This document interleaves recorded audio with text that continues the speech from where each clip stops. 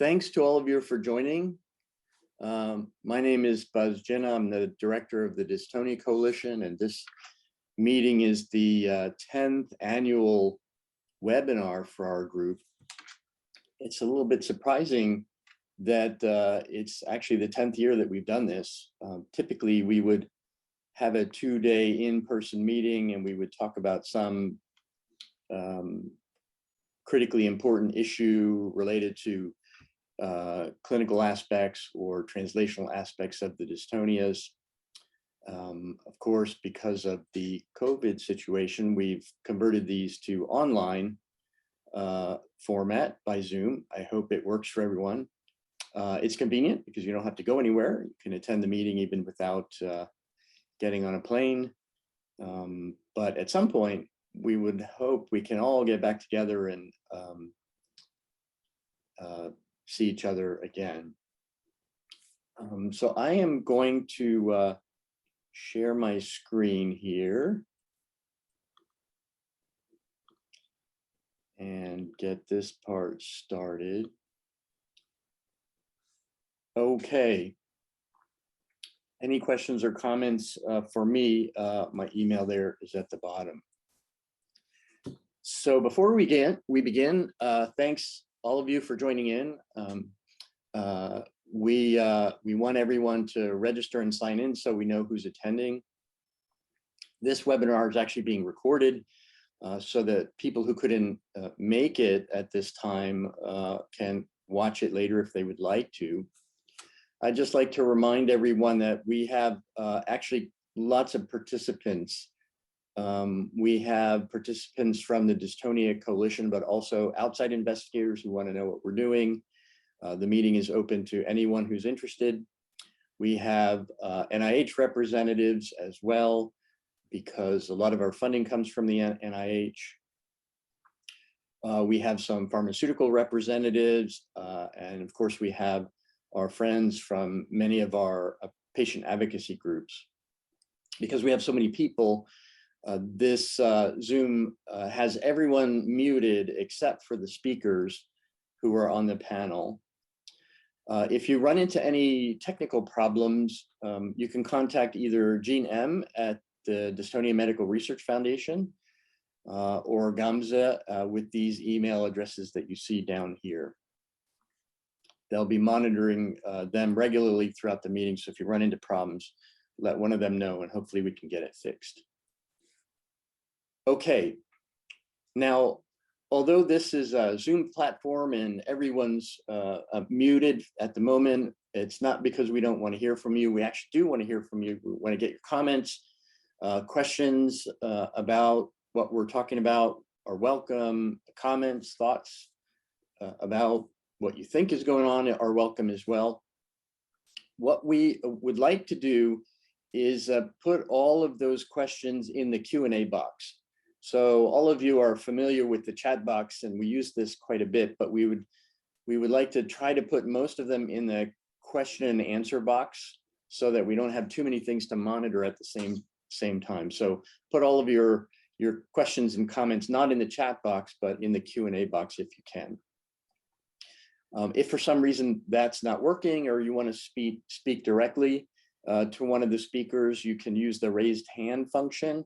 And I believe we have the technical ability to unmute you so that you can comment, ask a question directly instead of through the question and answer box. And then, of course, if we don't get to what you wanted to say, you can always send your questions or comments after the meeting, and we will respond as soon as we can. Okay, so this is our 10th annual meeting, which means we've had several before.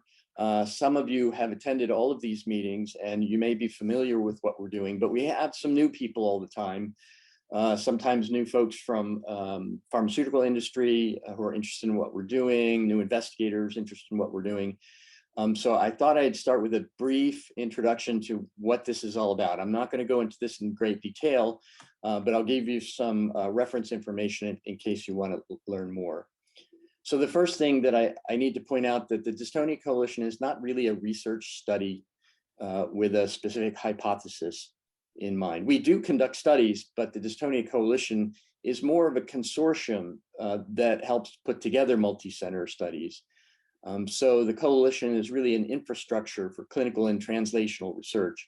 We focus mainly on clinical and translational research, not on basic science research, because that's our mandate from the NIH and particularly the Rare Disease Clinical Research Consortium that's organized through NCATS. We today we want to focus on addressing gaps in clinical trial readiness, as we often do, and that the theme for this year's meeting is what treatments do we have now and what are the gaps in those treatments where we can do better. So all of the speakers are going to provide a brief review of what treatments we are using in the community, but we've asked them to focus on what are the problems with those so that we understand what we are aiming to fix. So our support began in 2009, and I mentioned we're part of the NIH Rare Disease Clinical Research Network that's funded through NCATS, but also our funding comes also through NINDS. We also get some funding a fair bit from private foundations and enormous support from the Dystonia Medical Research Foundation, who has helped set up this webinar in the first place. And that has been really quite helpful. More about that a little bit later. We also get support from some pharmaceutical companies for certain studies that they're interested in having us complete. And we get some support also from professional societies like the Movement Disorder Society in the past. So we're not a study, we're really a collaborative network. If you want to learn more about it, we were asked to write a summary of what we're all about. Gamze did this about a year ago in 2021 in Frontiers. It's open access, so you can get it easily. The article here describes the purpose of our group, and that is clinical trial readiness. And as I mentioned before, what we want to do is address gaps in existing treatments, address gaps in readiness for new trials, and then describe some recent developments so that you can see why we're interested in doing this in particular. Okay, so this here is the agenda for the meeting. I believe that this will crop up from time to time as we go forward. We are going to start with what I'm doing now, just the brief introduction. Then Cindy Comella is going to talk about botulinum toxins and particularly where the limitations are and how we're going about, or we need to go about addressing that so we actually make this therapy better. I'm going to talk about existing oral medications, where are the gaps and what we can do better and what new oral medications are being tested now.